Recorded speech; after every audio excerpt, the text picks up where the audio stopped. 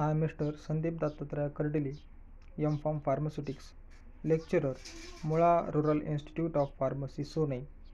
I am giving presentation on Introduction to Different Dosage Forms, Part 4. First of all, contents of my presentation. In this part, we will study semi-solid dosage forms, in that ointment, creams, pests, jellies, suppositories. Semi-solid dosage forms. Semi-solid dosage form mean for external application. They contain one or more active ingredients dissolved or uniformly dispersed in a suitable base and any suitable excipients such as emulsifiers, viscosity increasing agents, antimicrobial agents, antioxidants, or stabilizing agents. Semi-solid dosage form are categorized as ointment, creams, paste, jellies, suppositories. Firstly, we will see ointment. Ointments are homogeneous semi-solid preparation meant for application to skin or mucous membrane. Ointments are mainly used for their protective or emollient properties. In the figure, ointment is shown. They usually contain a medicament or medicaments dissolved, suspended, or emulsified in the ointment base. They may contain a suitable antimicrobial preservative. The ointment are mainly used as a protective or emollient for the skin. The medicated ointments are meant for action on epidermis or for action on deeper layers of cutaneous tissues or to penetrate deep and release medicaments to body fluids. The ointments which are meant for application to the eye are called as ophthalmic ointments. These ointments are sterile and free from irritation. In the preparation of these ointments, the yellow soft paraffin is used instead of white soft paraffin. The reason for this being that white soft paraffin may contain small traces of the bleaching agent which are generally left over after bleaching the yellow soft paraffin. Hence, the white soft paraffin may cause irritation to the eye.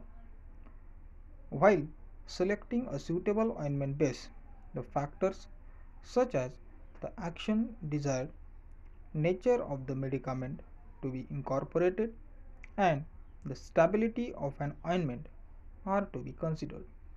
An ideal ointment base should possess the following properties. First, it should be inert, odorless, and smooth. Second, it should be physically and chemically stable.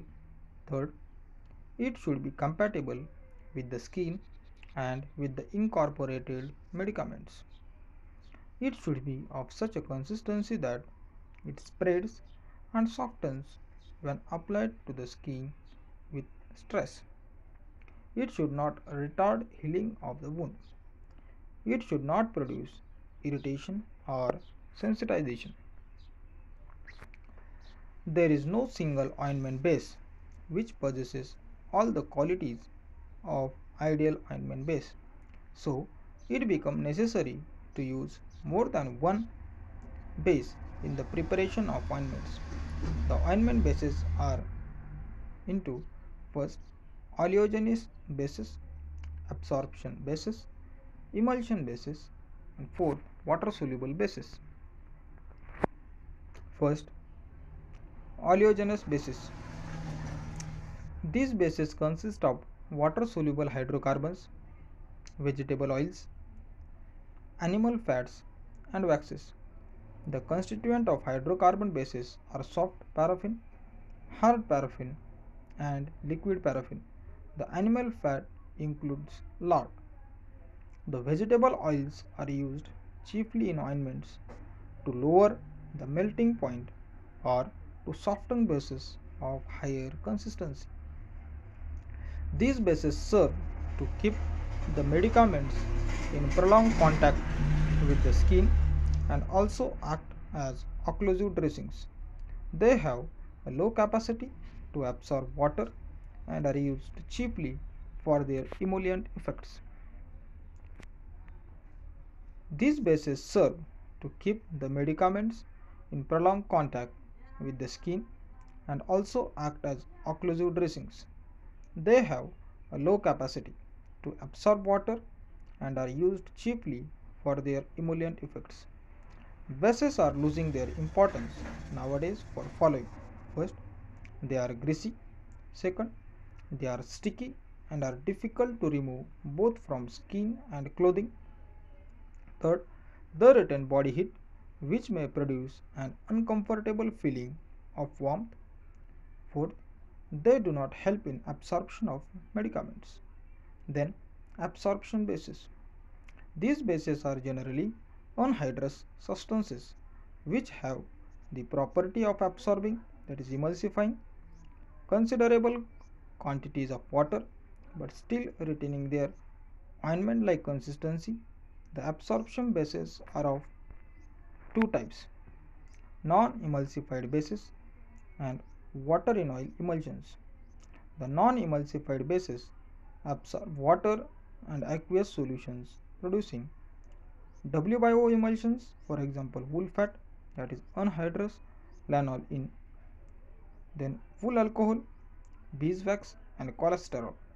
The water in oil emulsions are capable of absorbing more water and have the properties of non-emulsified bases, for example, hydrous wool fat, that is lanolin. Bases are used as vehicles for aqueous liquids or as solutions of medicaments. Then emulsion bases. These bases are semi-solid or have a cream-like consistency. Both O/W and W/O emulsions are used as an ointment base. The oil in water type of emulsion bases are more popular because they can be easily removed from the skin or clothes by washing with water. The W/O type of bases are greasy and sticky. For example, compound benzoic acid ointment, it is also called as a Whitefield's ointment, and zinc undecinoate ointment are prepared by using the emulsifying ointment. The emulsifying ointment is prepared from emulsifying wax, whites of paraffin and liquid paraffin. Water soluble bases. These are commonly known as greaseless ointment bases. The water soluble bases consist of water soluble ingredients such as polyethylene glycol, polymers which are popularly known as carbowaxes. The carbowaxes are water soluble, non volatile, and inert substances. These are available in varying consistencies depending upon their molecular weights.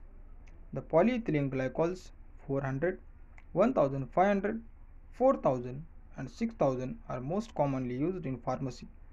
By mixing different carboxyles, ointments of varying consistencies can be obtained. The following are examples of some of the important and commonly used ointments which are official. Emulsifying ointment IP. Emulsifying wax 300 gram artificial. Whites of paraffin 500 gram. Liquid paraffin 200 gram. Melt the emulsifying wax and whites of paraffin. Add the liquid paraffin. Stir until it attains room temperature. Then compound benzoic acid ointment BPC, it is also called as a Whitefield's ointment, contains benzoic acid in fine powder 60 gram, salicylic acid in fine powder 30 gram, emulsifying ointment 910 gram. Triturate the benzoic acid and the salicylic acid with a portion of emulsifying ointment until smooth ointment is made. Gradually incorporate. Then creams.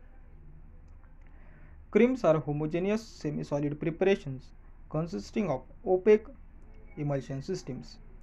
Cream is divided into two types, namely as aqueous creams and oily creams. In case of aqueous creams, the emulsions are O by W type and it is relatively non-greasy. In case of oily creams, W by O type and it is relatively greasy. The cream should be stored in collapsible tube and supplied in well-closed container to prevent evaporation and contamination. Pests. Pests are homogeneous, semi-solid preparations containing high concentrations of insoluble powdered substances, usually not less than 20% dispersed in suitable base. In diagram, pests is shown.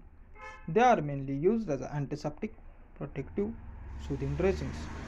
Pests should be stored and supplied in containers made of materials which do not allow absorption or diffusion of content. Then gel. Gels are usually transparent or translucent, non-greasy, semi-solid preparations. Gels are applied to the skin of certain mucous membranes for protective, therapeutic, or prophylactic purposes. In figure, gel is shown. These are also used for lubricating catheters, surgical gloves, and rectal thermometer. Then, next point, new drug delivery system or novel drug delivery system. New drug delivery system is a novel drug delivery system, that is NDDS, which can be divided into two parts. Sustained release drug delivery system. It is a novel drug delivery system in which rate and extent of drug delivery is maintained for a prolonged period of time with the help of excipients or polymers. Control release drug delivery system. It is a novel drug delivery system in which rate and extent of drug delivery is maintained for a prolonged period of time but in controlled manner. New drug delivery system. With the advancement of pharmaceutical sciences, a new concept have evolved, various modern dosage forms and methods of their administration. Some of the modern dosage forms are implants, films and strips, liposome drug carriers, controlled drug delivery modules, erythrocytes, nanoparticles, and prodrugs. Firstly, implant. These are hypodermic tablets are placed under the skin by a minor surgery in order to release drugs over a prolonged period of time. Nowadays, the magnetically controlled implants have been developed. These implants are useful in hormone therapy. Then films and strips. These are meant for topical application for slow release of drug over a predetermined period of time. Films and strips are more popular these days. They are subcategorized into following types, namely as zero order release films, buccal strips, spray bandages, and liposome drug carriers. Liposomes are defined as the nano-sized vesicular structures consisting of an aqueous core surrounded with phospholipid layers. This can transport both hydrophilic and hydrophobic drugs. So in figure, liposome drug carrier, it is shown outer core, that is hydrophilic head, then aqueous solution between, and hydrophobic top. Controlled drug delivery modules. These are the devices which are formed by embedding the drug with a polymeric matrix so that it gets released slowly to the body over a long period of time. It will form drug polymer complex and may be formulated into tablet, capsule, or any other suitable formulation. The drugs is released from these modules by diffusion, osmosis, or chemical reactions. These are applied to skin, implanted subcutaneously, or inserted into various body cavities. In diagram, it is shown a drug and polymer and how it is released. Then erythrocytes. Erythrocytes are tried in order to achieve controlled release of drugs. It can allow a drug to circulate in the body for a long period of time, which help slow release of the drugs into serum. Released erythrocytes are prepared by putting them into a hypotonic medium so that they can easily swallow. The aqueous solution of the drug is added to the medium so that drugs get into erythrocytes through open pores. When isotonicity is adjusted, the erythrocytes shrink, thus encapsulating the drug within them. These erythrocytes may be suspended in normal saline solutions for preparing injections. In diagram erythrocytes they are shown. Lastly, thank you.